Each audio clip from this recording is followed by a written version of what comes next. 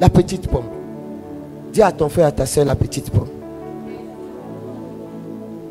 Beaucoup de personnes se font disqualifier devant des petites bénédictions, alors qu'ils ont fait l'expérience de grandes bénédictions. Ils ont tout à leur disposition. Mais c'est justement ce que Dieu leur a demandé de ne pas toucher. C'est ce qu'ils veulent. Il y a des personnes à qui il ne faut pas dire ça là, il ne faut pas toucher. C'est maintenant que tu vas lui dire touche. Il va chercher à comprendre pourquoi tu dis il ne faut pas, il va toucher. S'il n'y a pas pomme, il y a poire, non? Il aurait pu prendre la poire. Mais c'est justement à cet arbre-là. J'imagine qu'il y avait des poulets, il y avait des pintades, il y avait tout. Il y avait même des ignames, son bête-bête, son conan, tout. Mais cette pomme-là, devant lesquelles il passe de jour et de nuit, il regarde. Pourquoi Dieu dit, il ne faut pas, on va toucher. Moi j'ai dit, hein, le serpent est mauvais, mais l'homme même a le cœur mauvais. En fait, quand tu regardes, tu te rends compte qu'il ne cherchait qu'une seule occasion, un argument. C'est comme il y a des gens, ils veulent faire palabre, mais ils attendent celui qui va venir leur dire, comment tu as fait pour laisser ça? Et puis le palabre va commencer comme ça. Ils cherchent juste une raison pour poser l'acte. Mais en réalité, le serpent a vu que leurs yeux étaient attirés par la pomme. Il a vu qu'à chaque fois que Ève passait, parce qu'en réalité, s'il va derrière Ève, c'est parce qu'il sait que c'est Ève qui guette la pomme là. Il voit que quand Ève passe là, sa salive est beaucoup dans sa bouche. Et il dit, il faut que je lui parle.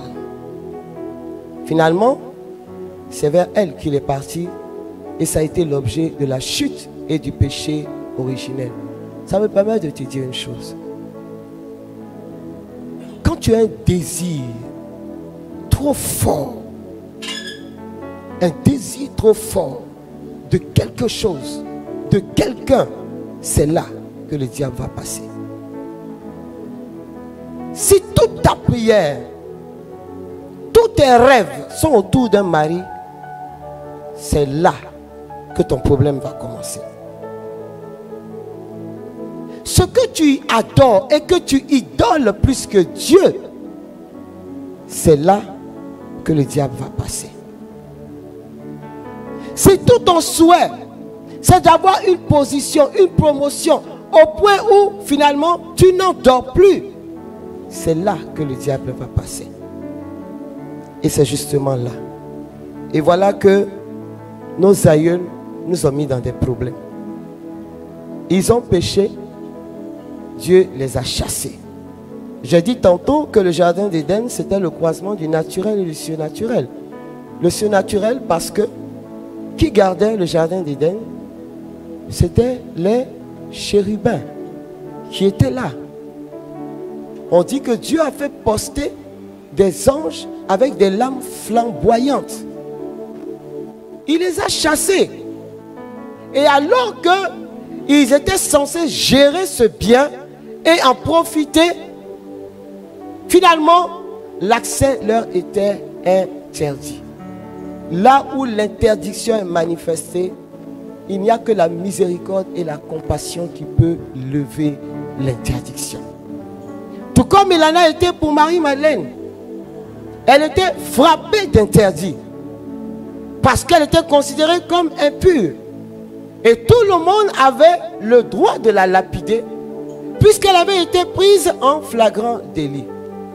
Mais quand elle a rencontré le miséricordieux, l'interdit a été levé.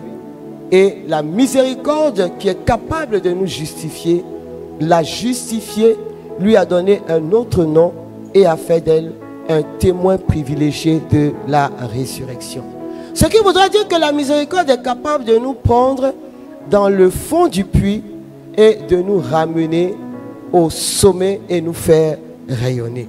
Et là où la miséricorde et la grande compassion de Dieu est manifestée, c'est-à-dire que les bouches se taisent. Est-ce que quelqu'un comprend ce que je dis? Même si quelqu'un t'a vu dans une vie désordonnée et que Dieu qui a tellement travaillé ton histoire te fait sortir de là, te positionne, je te dis la vérité, même quand il va te voir, oui, il va se rappeler, mais ta transformation sera tellement extraordinaire qu'au lieu de penser au moment où tu étais bizarre, il va glorifier Dieu à travers qui tu es devenu.